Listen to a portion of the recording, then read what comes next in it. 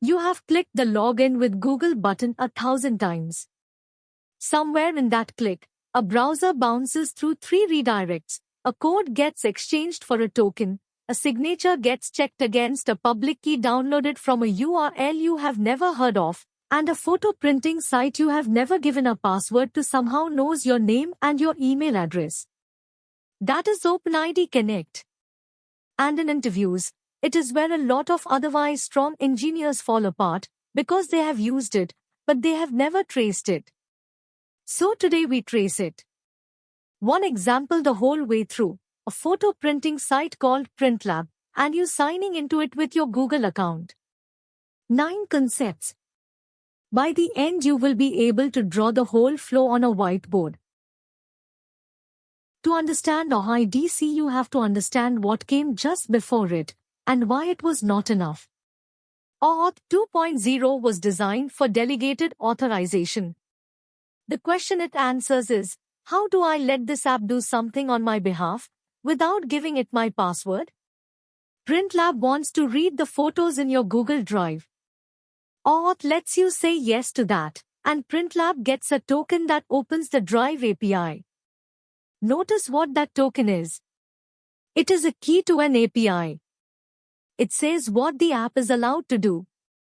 It does not say who you are. But developers looked at OAuth and thought, well, if Google gave this app a token, the user must have logged into Google, so I will treat that as a login. And they built authentication on top of a protocol that was never designed to carry identity. That led to real vulnerabilities, because an access token from one app can be replayed at another. OIDC exists to fix exactly that gap. Let's get into it. First, what OpenID Connect actually is. Here is a single sentence that unlocks all of this. OpenID Connect is a thin identity layer on top of OAuth 2.0. It does not replace OAuth. It does not compete with it. It adds one thing, a new token, called the ID token, which is a JWT, and which is a statement about who the user is. So OAuth gives you an access token, a key to an API, saying what you may do.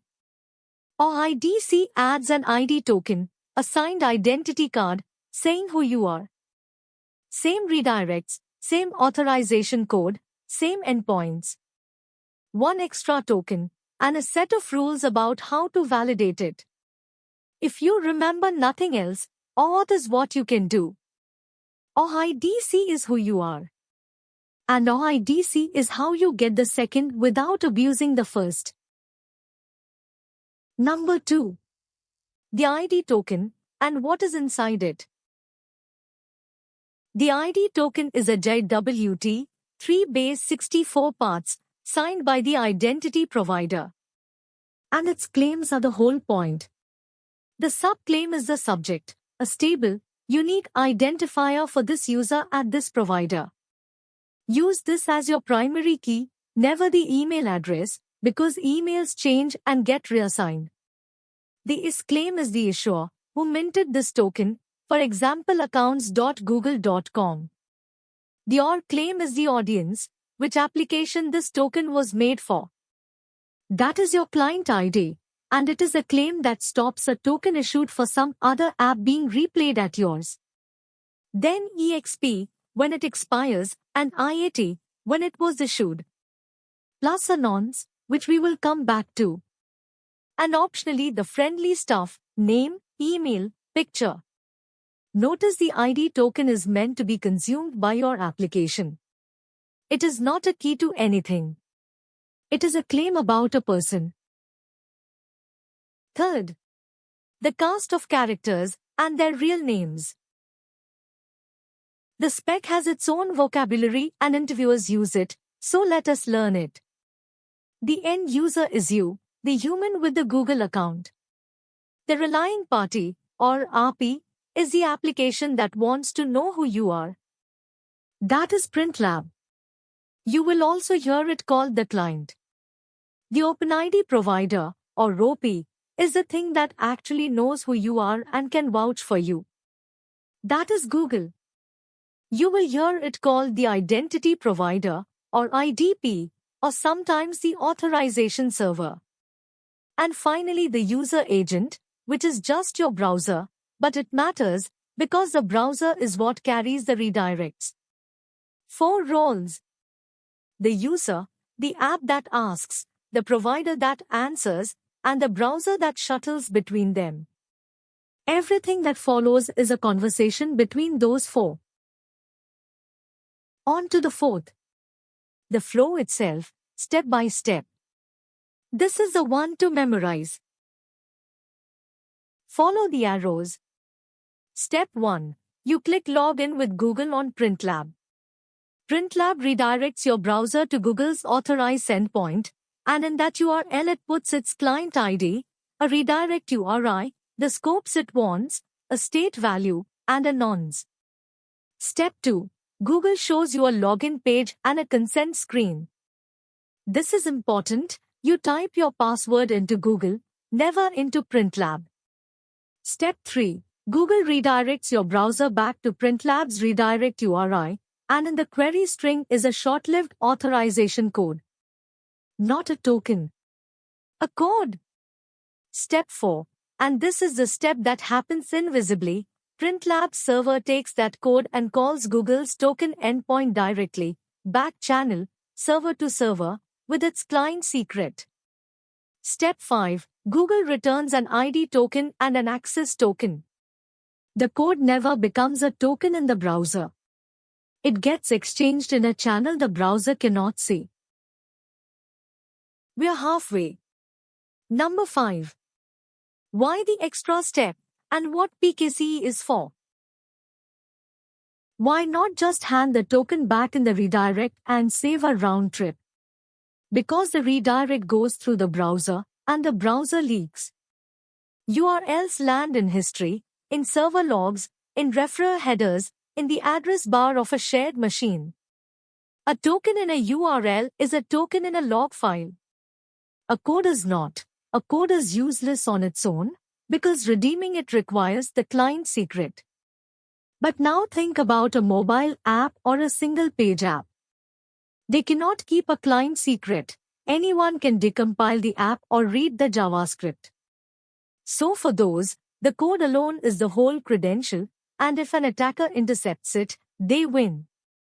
That is what PKCE solves. Before it starts, the client invents a random string, hashes it, and sends the hash. When it redeems the code, it sends the original string. Only the client that started the flow can finish it. And the state parameter is a separate defense. It is a random value you send out and check on the way back, and it is what stops cross-site request forgery on the login itself. 6 of 9. Scopes, claims, and the magic word opened. Scopes are what the app asks for. Claims are what it gets back. And there is one scope that changes everything: opened. If the scope parameter includes the literal string opened, the provider knows this is an OIDC request, and it returns an ID token.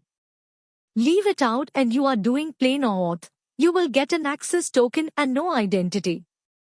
That single word is the switch between the two protocols.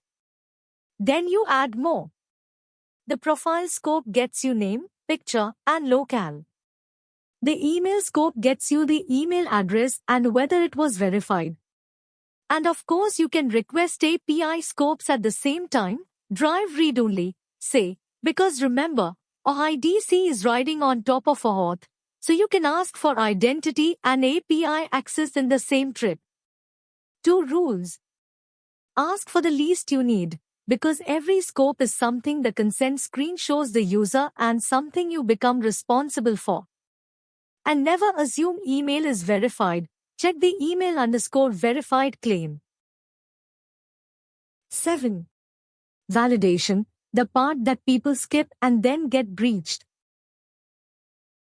Getting an ID token is not the same as trusting it. There are 6 checks and you do all 6. 1. Verify the signature, using the provider's public key. 2. Check the issue matches the provider you expected. Exactly. String equality, not a substring match. 3. Check the audience equals your client ID. This is the check that stops a valid Google token issued for some other app being replayed at yours, and it is the most commonly skipped. 4. Check the expiry has not passed. 5. Check the nonce matches the one you sent, that stops a token from an older session being replayed. 6. If you asked for a specific auth time or ASIA, check those too. Good libraries do all of this for you, which is exactly why you should use one. Every homegrown or IDC client I have ever reviewed was missing at least the audience check. Number 8. How your app finds the keys and the endpoints automatically. How does your app know where Google's token endpoint is, or which public key to verify with? It does not hard-code them. It discovers them. Every OIDC provider publishes a JSON document at a fixed path, /well-known/openit-configuration. Fetch it and you get everything: the authorization endpoint, the token endpoint, the userinfo endpoint, the supported scopes, the signing algorithms, and crucially a link to the JWKS array. JWKS stands for JSON Web Key Set, and it is where the provider publishes its public keys. Your app fetches those keys, catches them, and uses them to verify signatures. And here is why this matters in practice. It means the provider can rotate its signing keys without telling anybody. It publishes a new key, tags it with a new key ID, and starts putting that key ID in the token header. Your client sees an unfamiliar key ID, refetches the JWKS, and carries on. Zero downtime, zero configuration change. And the last one. The mistake that shows up in almost every code review. Two tokens come back, and people constantly use the wrong one. The ID token is for your application. It is a JWT, it is meant to be read by you, and its audience is your client ID. You use it to establish a session and learn who the user is. Then you throw it away. The access token is for the API. Its audience is the resource server, not you. It may be a JWT or it may be an opaque string. The spec does not care and you should not look inside it. You attach it to API calls in the authorization bearer header. So the two mistakes. Mistake 1. Sending the ID token to an API as a bearer credential. It is not a key. It will be rejected, or worse, wrongly accepted by a lazy API. Mistake 2. Cracking open an access token and reading claims out of it to identify the user. It was not issued for you, you have no contract about its shape, and it can change without warning. If you need identity, use the ID token or call the userinfo endpoint. ID token, who you are. Access token, what you may do. Let us put it back together. Auth answers what an app may do. OIDC is a thin layer on top that adds one token, the ID token, a signed JWT that says who you are. 4 roles: the user, the relying party, the OpenID provider, and the browser. The flow: redirect to the provider, log in there, come back with a code, and exchange that code server to server for tokens, with PKCE if you cannot keep a secret, and a state parameter either way. Ask for the OpenID scope or you get no ID token at all. Then validate, signature, issuer, audience, expiry, and nonce every single time. Find the keys via the well-known discovery document and the JWKS array. And never confuse the two tokens. The ID token is for you, the access token is for the API. If you can draw that flow and name those 6 checks, you will be ahead of most candidates in the room. Subscribe. Next we take this up a level and look at single sign-on.